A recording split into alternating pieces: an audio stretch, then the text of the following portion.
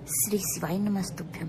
हर हर महादेव। दोस्तों, इस वीडियो में हम आपको व्यापार वृद्धि का एक ऐसा उपाय बताएंगे जिसको आप किसी भी दिन कर सकते हैं और कुछ महत्वपूर्ण बातें गुरुजी आपको बताएंगे।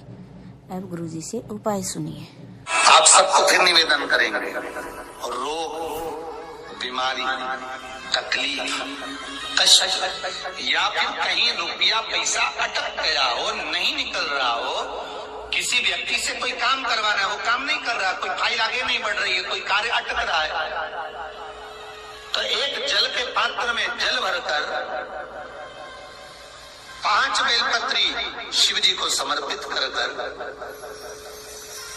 कुंदकेश्वर महादेव का नाम लेकर एक सफेद पुष्प बेलपत्री के ऊपर जो शिव जी को चढ़ाई है उस पर समर्पित कर जल जो लेकर गए हो, अपनी उस कामना को कर कि मेरा ये कार्य अटक रहा है, ये कार्य नहीं हो रहा, कुंदकेश्वर महादेव का नाम लेकर धीरे धीरे जल की धार चढ़ाइए। और अब कुछ इम्पोर्टेंट बातें गुरुजी से सुनिए। पास मेरा भक्त अब आ गया ना, मेरा भक्त मेरे शिवालय में आ गया, मेरी शरणागति में आ गया, मेरे पास आ गया। और जब भोले का भक्त भोले के करीब में आ जाए, बारिश अब बरसो तो ऐसी बरसो कि कोई जा ना सके, जो मेरा हो जाए तो मेरे पास से कभी ना जाए, इसलिए तू बरसते रहे तो मेरे करीब में बना रहे।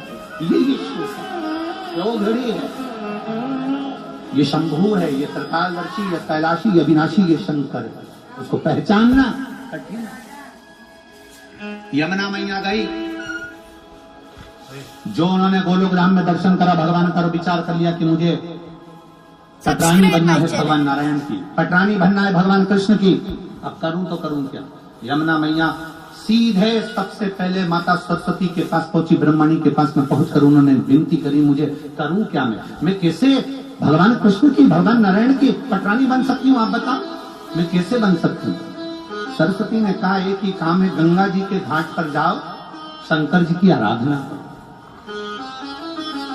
गंगा के घाट पर शिव की आराधना।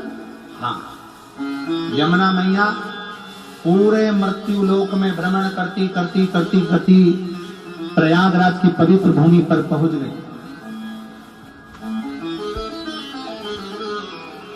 और प्रयागराज की पवित्र भूमि पर भीटा की पहाड़ियों में,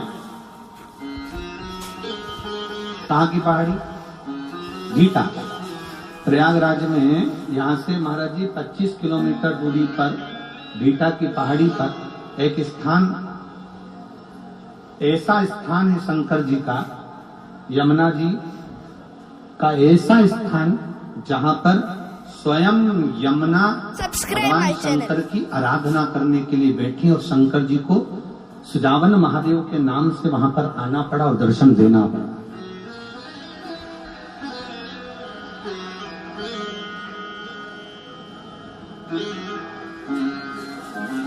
क्या बोलते हैं उसको, गुप्तेश्वर महादेव, बेटा की पहाड़ी स्थान। यमुना मैया प्रयागराज की पवित्र भूमि पर आ गई और प्रयागराज की पवित्र भूमि पर आकर यमुना जी गंगा जी के घाट पर आराम से बैठकर तप साधना में लीन हो गई। इतनी लीन हो गई, हजारों वर्ष निकल गए पर भगवान भोलेनाथ जी का दर्शन नहीं हुआ। अब याद रखना, जरा बहुत अच्छी बात आपके सामने कहना चाहेंगे, आप स्मरण में लाएंगे और जितने आस्था चैनल पर सुन रहे हैं, फेसबुक ग्रुप पर सुन रहे हैं, वो ध्यान लगाएंगे, बहुत सावधानी से सुनिए।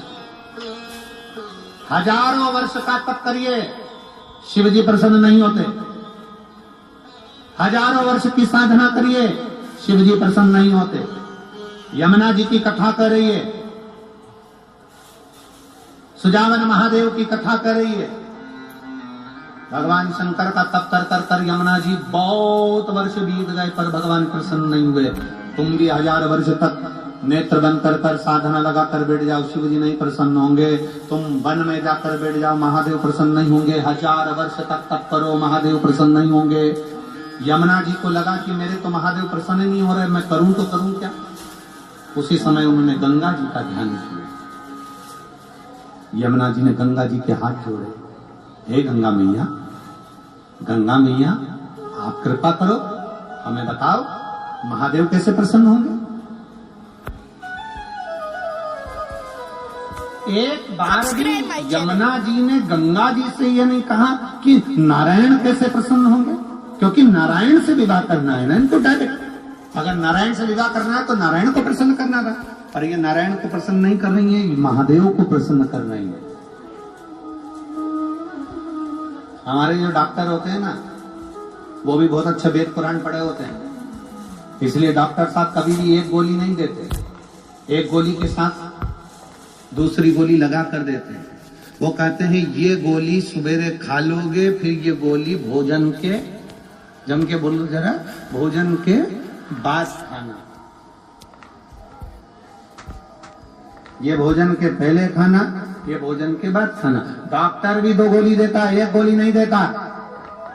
उसी तरह महादेव की कथा कहती है, यमुना जी ने विचार करा कि मैं सीधे नारायण से अगर मांगूंगी तो नारायण मुझे पटरानी नहीं बनाएंगे, पर शंकर भगवान की बात नारायण कभी टाल नहीं सकते, इसलिए मैं नारायण को अगर मांगू उससे पहले मैं महादेव से मांग लूं, मैं शिव से मांग लूं। अब गंगा जी से कहा, गंगा जी आप बताओ। गंगा जी बोलती हैं कि आप एक काम करो कि तुम 1000 वर्ष साधना करोगे तो महादेव प्रसन्न नहीं होंगे, तुम नेत्र बंद कर बैठी रहोगी तो महादेव प्रसन्न नहीं होंगे, तो मैं क्या करूं? तब यमुना जी से गंगा जी ने कहा, बालू रेत का शिवलिंग बनाओ, उसकी पूजन कर 1 लोटा जल चढ़ाओ। अब देखो, आपसे भी हम एक ही बात कहते हैं, सारी समस्या का हल। आज तक हमने ये नहीं कहा कि तुम्हारी समस्या भारी है तो आंख बंद करके बैठो, उठो ही मती, खाओ मती, सो मती। हमने ये बोला कभी?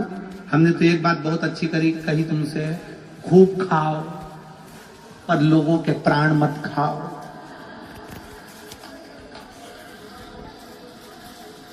हम कभी मना करें तुमको?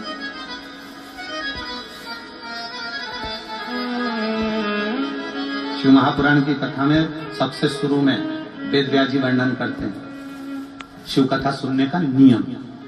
शिव कथा सुनने का नियम मालूम है तुमको?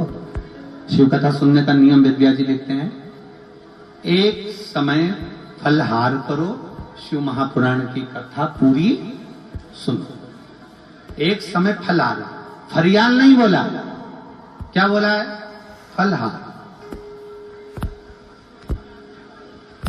अब ये तो वेद व्यास जी ने कहा दिया, अब हमारे तरफ से सुन लो, एक समय का फलहार करो, शिव महापुराण कथा सुनो।